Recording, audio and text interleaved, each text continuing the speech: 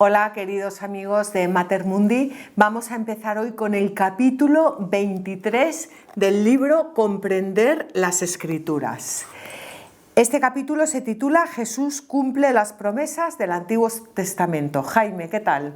Bueno, muy bien Beatriz, preparados para este nuevo capítulo. Ya veo que queda poco ya. Bueno, estamos en el 23, ¿eh? No te quedan hasta el 30.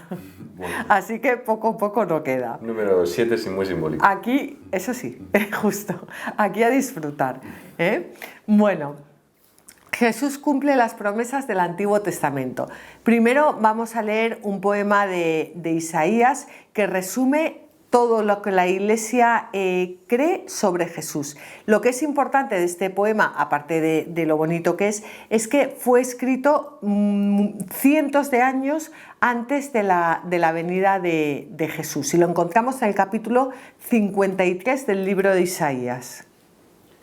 Pero Él fue traspasado por nuestras iniquidades, molido por nuestros pecados. El castigo, precio de nuestra paz, cayó sobre Él, y por sus llagas hemos sido curados.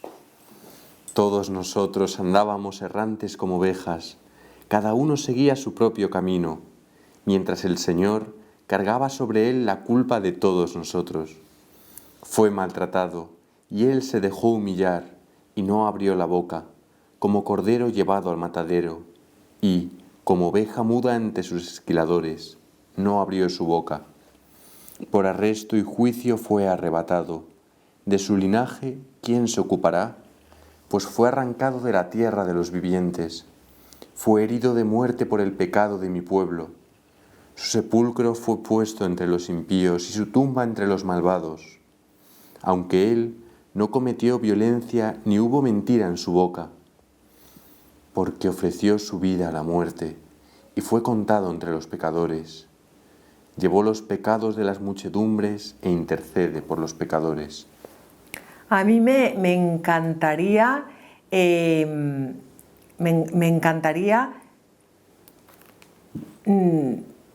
hablar con las personas del Antiguo Testamento, porque Isaías cuando escribía esto tenía que estar en una oración profunda y por supuesto era el Espíritu Santo el que le iba inspirando todas estas palabras.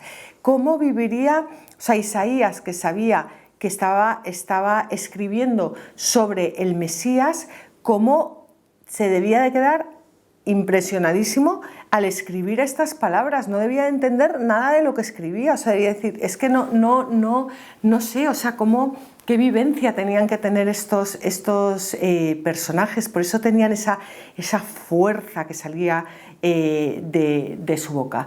Bueno, pues en Jesucristo se cumplen todas las promesas del Antiguo Testamento, como profetizó Isaías y como Jesús ya había anunciado varias veces. Vamos a leerlo.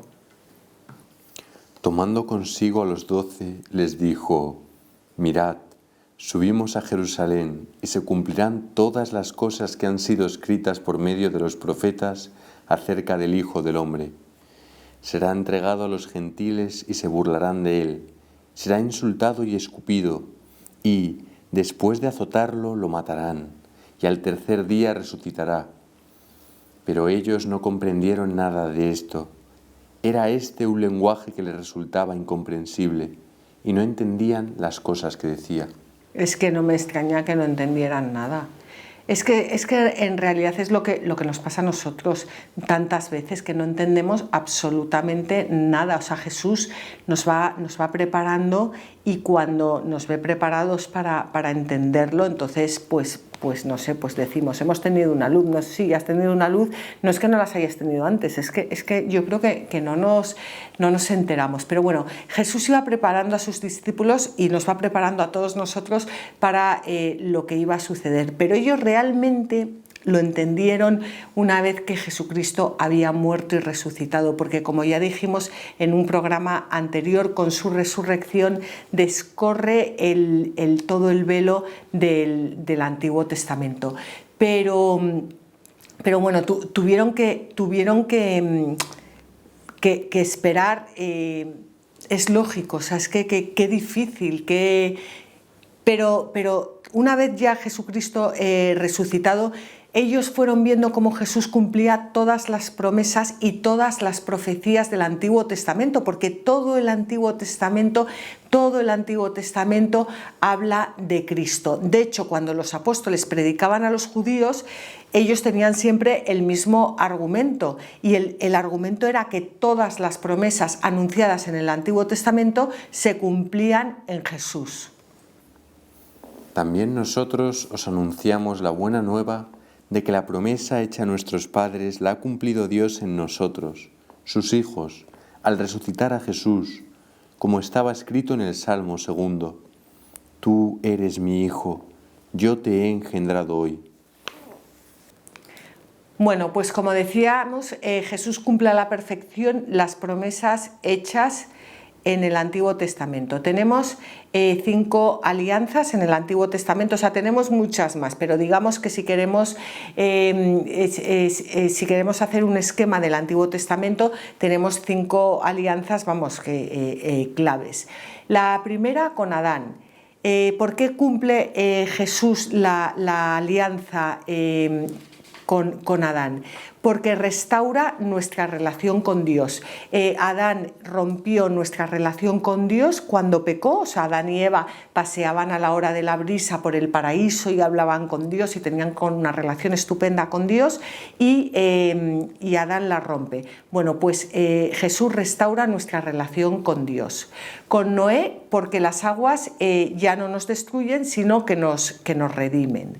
Con Abraham, porque a través de la descendencia de Abraham, que es Jesucristo, todas las personas de todo el mundo entero van a ser bendecidas. Con Moisés, porque la justicia requerida por la ley se nos da en Jesucristo. Y con David, porque Jesucristo, que es el Hijo de David, es Señor de todas las naciones. Por lo cual, aquí vemos que todo el Antiguo Testamento y el Nuevo, pero todo el Antiguo Testamento se cumple en el Nuevo. Todo el Antiguo Testamento es un plan de salvación. Es un plan de salvación porque cuando Dios creó al hombre a su imagen y semejanza, Él quería que viviéramos en el paraíso con Él, pues como vivían Adán y Eva. ¿Y qué pasó? Que desobedecimos. Esta desobediencia no cambia el proyecto de Dios, pero sí que hace necesario que tengamos que ser salvados. Fijaos que cuando Adán y Eva pecan, lo primero que hace Dios es anunciarles la salvación. Es lo primero que hace, que es lo que nosotros conocemos como el protoevangelio. Génesis 3:15. Pondré enemistad entre ti y la mujer, entre tu linaje y el suyo. Él te herirá en la cabeza, mientras tú le herirás en el talón. Bueno, pues este es el primer anuncio del Evangelio. Adán y Eva pecan y lo primero que hace Dios es anunciarles la salvación. La mujer, por supuesto, es la Virgen María. Él va a poner enemistad entre la serpiente y la mujer, la Virgen, entre el linaje de la serpiente y el linaje de la Virgen. ¿Cuál es el linaje de la Virgen? Jesucristo, y en Cristo todos los hombres. El linaje, le dice a la serpiente que herirá al linaje de la Virgen en el talón, que los padres de la Iglesia lo han visto representado en los clavos de la cruz, mientras que el linaje de la Virgen, Jesucristo, la herirá en la cabeza. Eso, herir en la cabeza, quiere decir matar. Así que cuando Adán y Eva pecan, lo que ocurre es que Dios está ya anunciando la salvación, está anunciando ya la plenitud de esa salvación en nuestro Señor Jesucristo, que va a aplastar la cabeza al bicho ese, a ese bicho. Así que las primeras personas que escucharon el Evangelio, la buena nueva, el protoevangelio, el primer evangelio, fueron Adán y Eva, tal cual. Y así nos lo dice el Catecismo. Tras la caída, el hombre no fue abandonado por Dios. Al contrario, Dios lo llama y le anuncia de modo misterioso la victoria sobre el mal y el levantamiento de su caída. Este pasaje del Génesis ha sido llamado protoevangelio por ser el primer anuncio del Mesías Redentor, anuncio de un combate entre la serpiente y la mujer y de la victoria final de un descendiente de ésta. A lo largo de todo el Antiguo Testamento, los profetas anunciaron que el ungido de Dios iba a venir a salvar a su pueblo. Y desde luego este fue uno de los motivos por los que se extendió tan rápidamente el mensaje de Jesús, porque todo el pueblo judío esperaba la venida, la venida del ungido. Y en este sentido los primeros padres de la Iglesia insistieron en que aquellos hombres fieles como Abraham, David, como los profetas, que podrían llamarse realmente cristianos, porque ellos estaban esperando la venida del ungido, la venida de Cristo, y así nos lo cuenta el historiador Eusebio.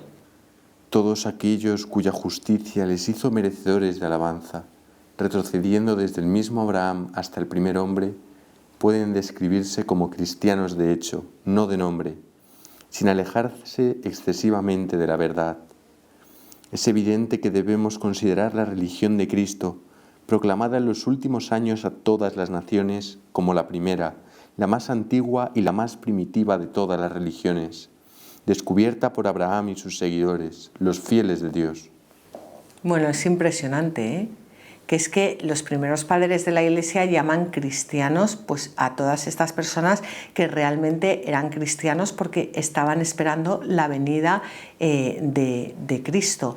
Es que, bueno, no sé, pues ahora vamos a ver estas 5 alianzas de las que hemos hablado: la alianza con Adán, la alianza con Noé, la alianza con Abraham, la alianza con Moisés y la alianza con David. Y vamos a comenzar con la alianza con Adán. La alianza con Adán, Jesús lleva a cumplimiento la alianza con Adán. Y antes de nada vamos a leer el punto 504 del Catecismo de la Iglesia. Jesús fue concebido por obra del Espíritu Santo en el seno de la Virgen María, porque Él es el nuevo Adán, que inaugura la creación. El primer hombre salido de la tierra es terreno, el segundo viene del cielo. La humanidad de Cristo, desde su concepción, está llena del Espíritu Santo, porque Dios le da el Espíritu sin medida. De su plenitud, cabeza de humanidad redimida, hemos recibido todos gracia por gracia. En la página 421 de Comprender las Escrituras tenéis un cuadro en el que se muestra perfectamente cómo Jesús es el nuevo Adán. Lo estáis viendo vosotros ahora en pantalla y vamos a comentarlo. En la primera columna vemos que se habla de Adán y en la segunda columna vemos que se habla de Jesús como nuevo Adán. Adán fue el Hijo de Dios. Y dice el cuadro de Jesús: Jesús es el Hijo único de Dios, engendrado desde toda la eternidad. Adán fue tentado por el diablo y cayó. Jesús fue tentado por el diablo y venció. Adán desobedeció a Dios. Jesús obedeció a Dios incluso hasta la muerte. Adán trajo el pecado y la muerte a toda la humanidad. Jesús salvó del pecado y de la muerte a toda la humanidad. Adán nos cerró la puerta del paraíso y Jesús nos devuelve nuestro lugar en el paraíso. Pues fijaos qué impresionante cómo Jesús lleva a plenitud la alianza que Dios hizo con Adán. Y así es como debemos entender todo el Antiguo Testamento, como si Jesucristo no hubiera venido, al final sería una serie de promesas incumplidas. El Antiguo Testamento, sin la venida de Cristo, está inacabado. Es que es Jesucristo el que le da total cumplimiento al Antiguo Testamento. Bueno, pues en el programa que viene, quizás este programa haya sido un poco más corto que los demás, pero en el programa que viene vamos a terminar las alianzas con Noé, con Abraham, con Moisés y con David. Jaime, no sé si quieres comentar algo. Bueno, Beatriz, lo primero de todo, como siempre, me ha encantado el programa.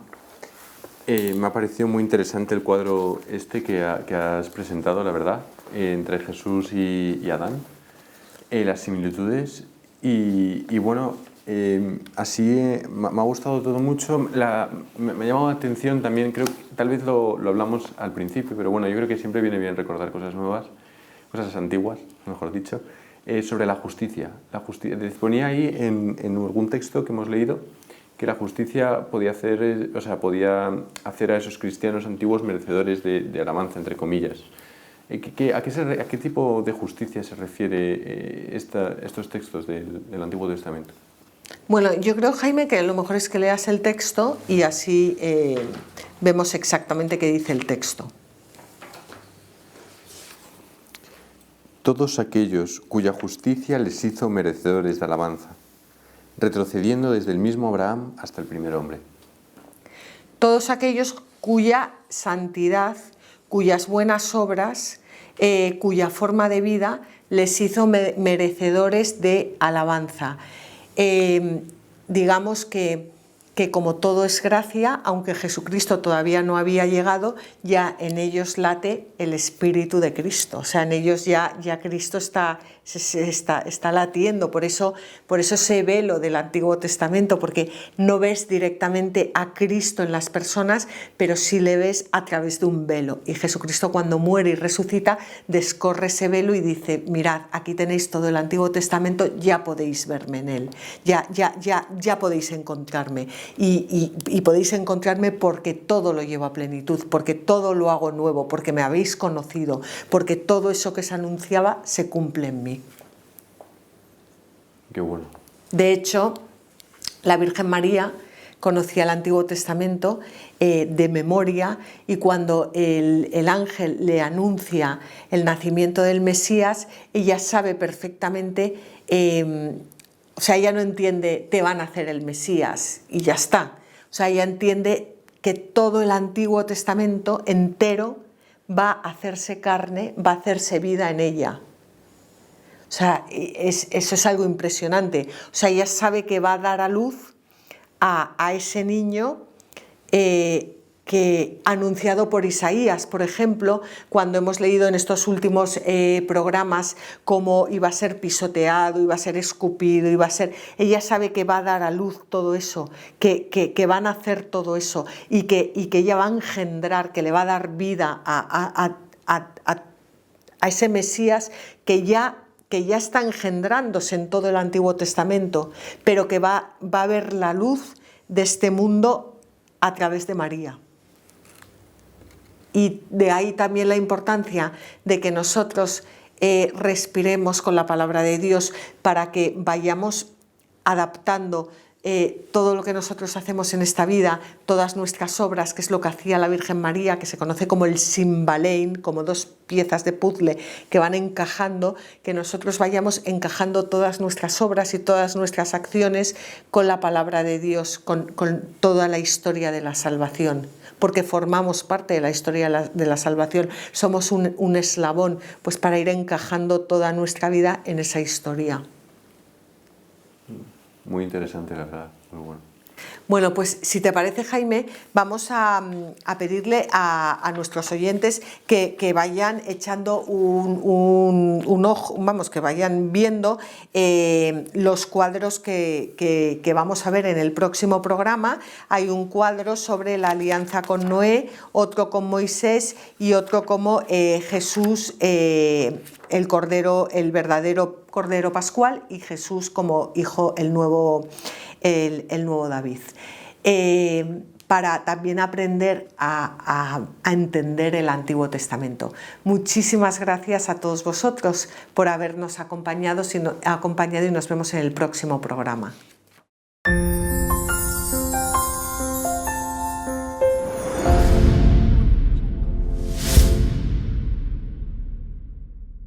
Mater Mundi no es una asociación, Mater Mundi es una familia que se dedica a compartir el Evangelio y las maravillas que Dios ha hecho en la vida de tanta gente.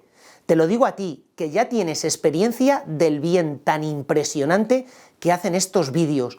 cuántas historias de sanación interior, cuántas historias de conversión, cuántas veces tú te has sentido más cerca de Dios gracias a este material que está llegando a tu casa. Por eso te pedimos que nos ayudes a seguir realizando esta tarea de llevar el Evangelio. Aquí abajo aparecen todos los datos a través de los cuales tú puedes seguir colaborando económicamente para que tantos voluntarios de esta asociación, de esta familia de Mater Mundi, puedan seguir trabajando y llevando su Evangelio a todos los rincones. Muchísimas gracias por colaborar con nosotros.